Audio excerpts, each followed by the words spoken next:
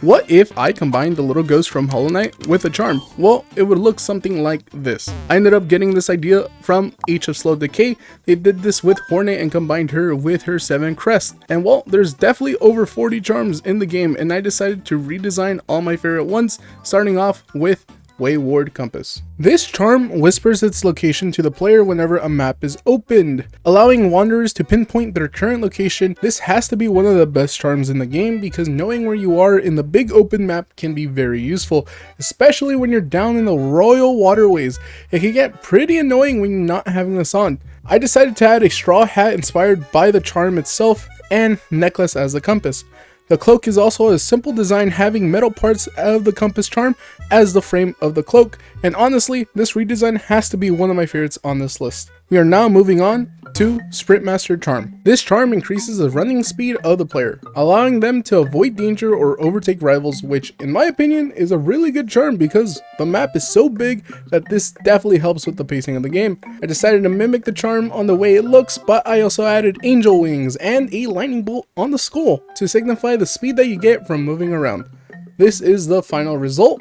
Next up is the Unbreakable heart. This charm increases the health of the player, allowing them to take more damage, but honestly, this charm isn't the best one. There are better ones out there, such as any of the Lifeblood ones or the Hiveblood, which honestly, that one's probably one of my favorites. I ended up using the skulls as part of the cloak and changed the color of the skull to a deep dark blue to match the whole aesthetic of the charm. This is the final result. Next is the Unbreakable Greed. This charm causes the player to find more geo when defeating enemies. I personally have never ended up using this charm. I don't think it is necessary when you already have the Gathering Swarm charm. For this one though, I was stuck for a bit on what I should be redesigning, but when looking at the charm closer, I wanted to add a bit of gold pieces or geo around the left side of the cloak, and I also added a bit of gold on top of the skull to add to his redesign. This is the final result. Next is the Unbreakable Strength charm. This charm strengthens the player, increasing the damage they deal to enemies with their nail.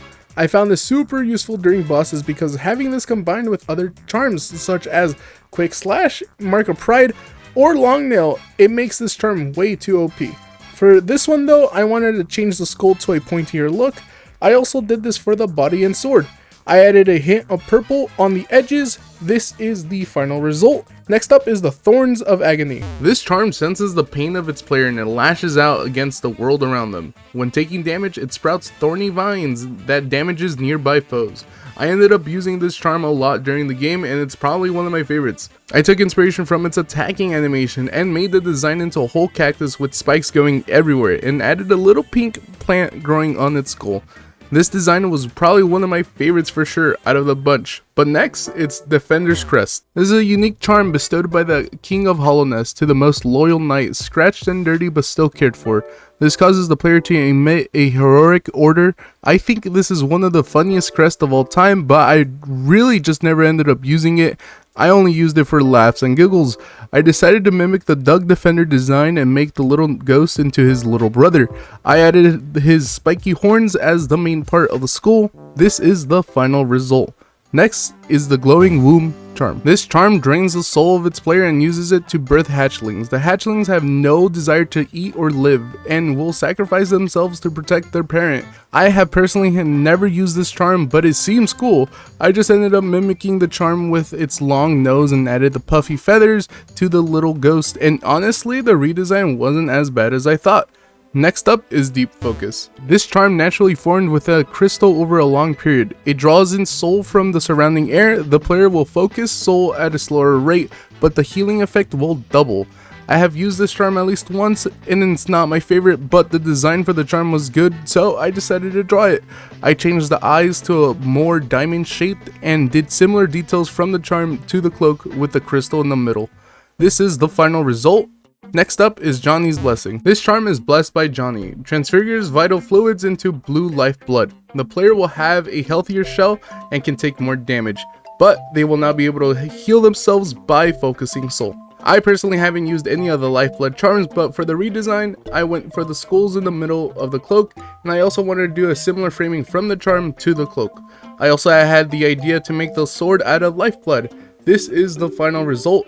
Next up is Hiveblood charm. This charm heals the player's wounds over time, allowing them to regain health without focusing soul. This is a really good charm if you just want a slow passive heal. I personally would use this during gauntlets or bosses. For this design, I ended up doing a gooey type of look from it dripping from the cloak and the skull. This is the final result. Next is the Weaver Song charm. This charm summons weaverlings to give to the lonely players some companionship and protection. I have never used this charm, but for the design I wanted to do something similar to Hornet from Silksong and used similar eyes and the same way the cloak goes a bit over the skull as well. This would just be my take if the little ghost from hollowknight was in Silksong. Next up is the Dream Wielder. This charm allows the player to charge the Dream Nail faster and collect more soul when striking foes. I have used this a bit and it's not bad, but for the design, for some reason I wanted to do a simple and just had a bit of the charm design onto the cloak and to the sword. This is not my favorite one that I made so far, but next up is the Grimmchild charm. This charm makes the player seek the Grimmkin and collect their flames. Uncollected flames will appear on the player's map. I have used this charm a bit and it's nice to get a little buddy next to you to deal more damage. For the redesign, I wanted to do something similar to Grimm with its cloak, eyes, and horns. I also added a flame in the back instead of a sword because it felt like it was needed. Next up, I wanted to combine these two charms, the King's Soul and the Void Heart.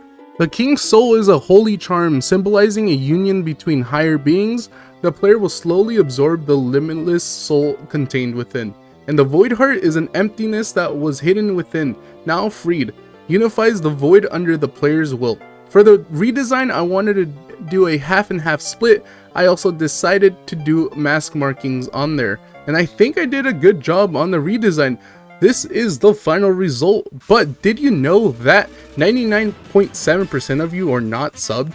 If you enjoyed the video, consider subbing and liking, it helps out a ton. These are the ones I did in this video, and for those that wanted to see the rest of the charms that weren't mentioned, click the top video here. And if you've seen that one already, I recommend watching Drawing Your Favorite Indie Characters with Time Limits. This might have the Hollow Knight, so who knows? Anyways, thank you guys so much for watching. Later.